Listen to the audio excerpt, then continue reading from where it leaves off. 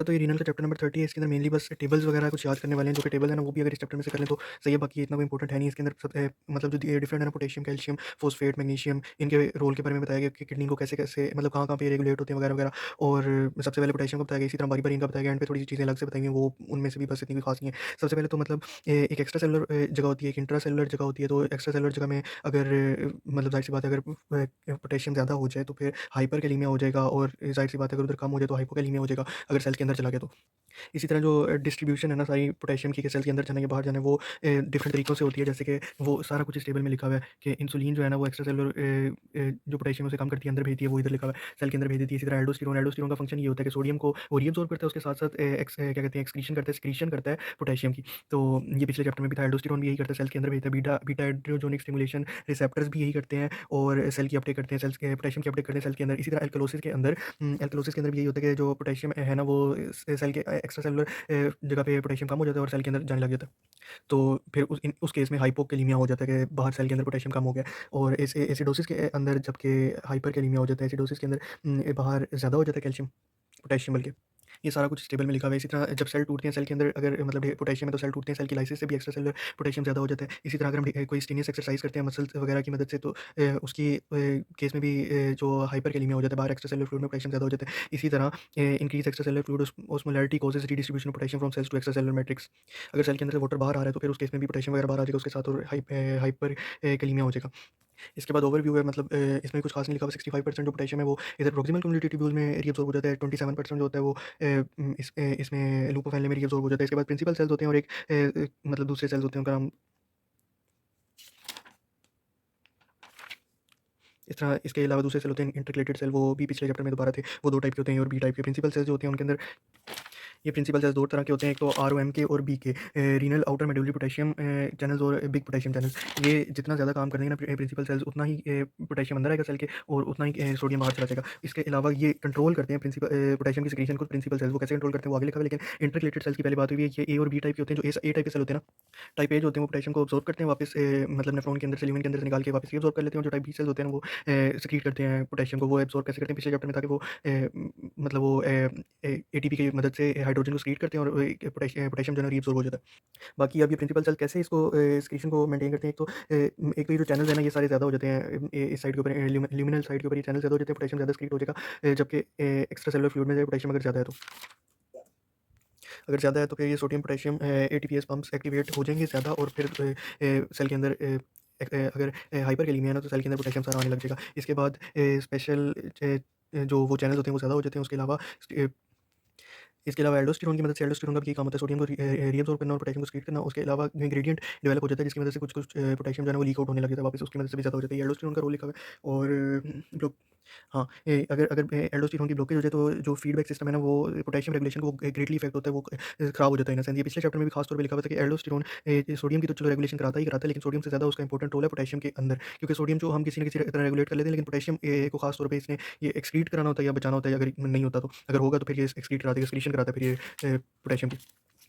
ये लिखा हुआ है टेबल, बड़ा आसान सा बना हुआ है। इंक्रीज़ अगर पोटेशियम की इनटेक हो जाएगी तो पोटेशियम की एक्सक्रीशन भी बढ़ जाएगी, ज़ाहिर-सी बात है। प्लाज़्मा का पोटेशियम कंसंट्रेशन ज़्यादा हो जाएगी, एल्डोस्टेरोन बढ़ेगा तो वो एक्सक्रीशन भी इसकी ज़्यादा कर देगा, जिसकी वजह से एक्सक्रीशन हो जाएगी इसकी ज़्यादा। इसके बाद ये लिखा हुआ है जो ट्यूबुलर फ्लो रेट है वो कैसे स्टिमुलेट करता है पोटेशियम की सिक्रीशन को। जैसे ही मतलब अगर ये एक 2 तरह से करता है। एक तो चैनल्स जो ये वाले चैनल्स थे ना ये बढ़ जाते हैं, तो ये चैनल्स बढ़ जाएँगे तो फिर पोटेशियम आराम से एक्सक्रीट आउट हो पाएगा। और इसके साथ-साथ दूसरा ये होता है कि यहाँ पे जो फ्लो है ना वो भी इंक्रीज़ हो जाता है। जब फ्लो इंक्रीज़ होगा, ये पहले वाला पोटेशियम जो यहाँ पे पहुँच गया था वो आगे चला गया, जगह बन गई। जिस तरह इवेपोरेशन में होता है, हाई एनर्जी मॉलिक्यूल जाते हैं, अगला वाला आ जाता है, अगला वाला आ जाता है। फिर इस मदद से भी और ज़्यादा से ज़्यादा कैल्शियम पोटेशियम जो है वो निकल सकता है।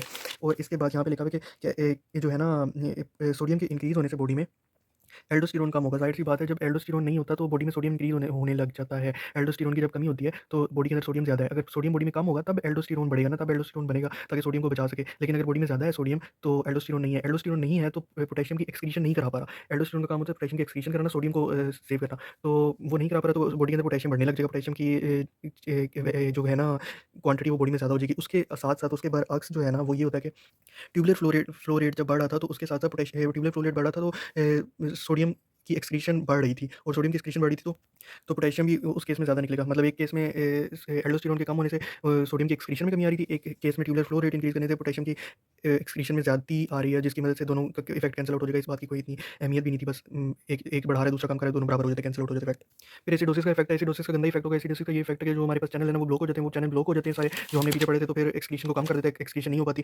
ये है कि एक्यूट एसिडोसिस, जो शॉर्ट टर्म एसिडोसिस होता है, वो पोटेशियम की एक्सक्रीशन को कम करता है, जबकि लॉन्ग टर्म एसिडोसिस पोटेशियम की एक्सक्रीशन को बढ़ाता है। बाकी हेडिंग पढ़ लेनी एक दफ़ा के बेनिफिशियल इफेक्ट होता है डाइट का, जो कि हाई पोटेशियम जिसमें होता है, लो सोडियम होता है। सोडियम ज़्यादा हमारे लिए अच्छा नहीं है, पोटेशियम हाई होना चाहिए। इसके बाद कैल्शियम पे अगर आज हम आ जाएँ, तो कैल्शियम का ये है कि कैल्शियम ज़्यादा से ज़्यादा बोन के अंदर होता है, बोन से निकाला जाता है। हाइपरकैल्सीमिया, हाइपोकैल्सीमिया, पिछली बात हुई तरह ही है सारा कुछ।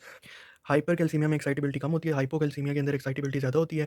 ये उल्टा है, मतलब हाइपर में कम है, हाइपो में ज़्यादा है। उसके अलावा ये कहाँ-कहाँ से एक्सक्रीट होता है, फीसिस वगैरह में एक्सक्रीट होता है। ये वो टोटल 50% जो होता है वो कैल्शियम प्लाज्मा में होता है, 40% आयनाइज़्ड फॉर्म में होता है। यही लिखा हुआ है। पैराथायरॉयड हार्मोन का इसके ऊपर लिखा हुआ है इफेक्ट। पैराथायरॉयड हार्मोन जो जब बॉडी में कैल्शियम की कमी हो जाती है ना, कैल्शियम सेंसिंग रिसेप्टर होते हैं कुछ, जो कि बॉडी में कैल्शियम की कमी को सेंस करते हैं। अगर उनको कैल्शियम नहीं मिल रहा, तो फिर वो पैराथायरॉयड हार्मोन से कैल्शियम बॉडी में दिलवाएंगे, वो रिलीज़ करेंगे हार्मोन, और वो जगह-जगह से बोन से निकाल के, कहीं से कैल्शियम निकाल के, जीआईटी से निकाल के बॉडी में डालेगा।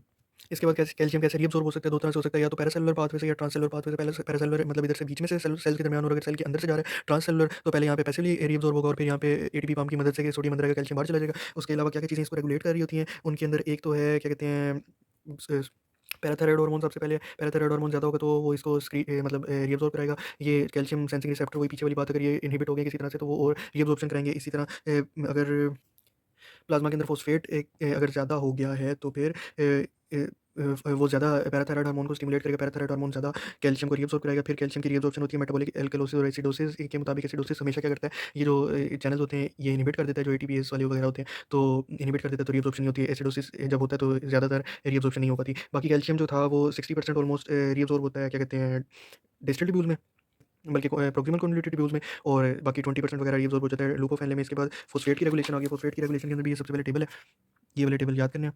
बाकी अगर फॉस्फेट की बात करें तो 0.1% इसकी रीअब्सॉर्बिंग वैल्यू है। मतलब अगर 0.1 होगा तो वो हम इससे ज़्यादा होगा तो बाकी हम वेस्ट कर देंगे, 0.1 तक हम रीअब्सॉर्ब कर लेंगे, 0.1 से कम भी होगा तो भी हम रीअब्सॉर्ब कर लेंगे, क्योंकि ये हमारी बॉडी को चाहिए होता है। उसके अलावा 75% ये प्रॉक्सिमल ट्यूब्यूल्स में हो जाता है रीअब्सॉर्ब, और 10% होता है डिस्टल में, बाकी सारा हम वेस्ट कर देते हैं। उसके अलावा पैराथायरॉयड हार्मोन ज़ाहिर सी बातें बनाते हैं, फॉस्फेट बनाता है पैराथायरॉयड हार्मोन। उसके अलावा पैराथायरॉयड हार्मोन जब इंक्रीज़ होता है तो वो ट्यूबुलर रीअब्सॉर्प्शन फॉस्फेट की डिक्रीज़ हो जाती है।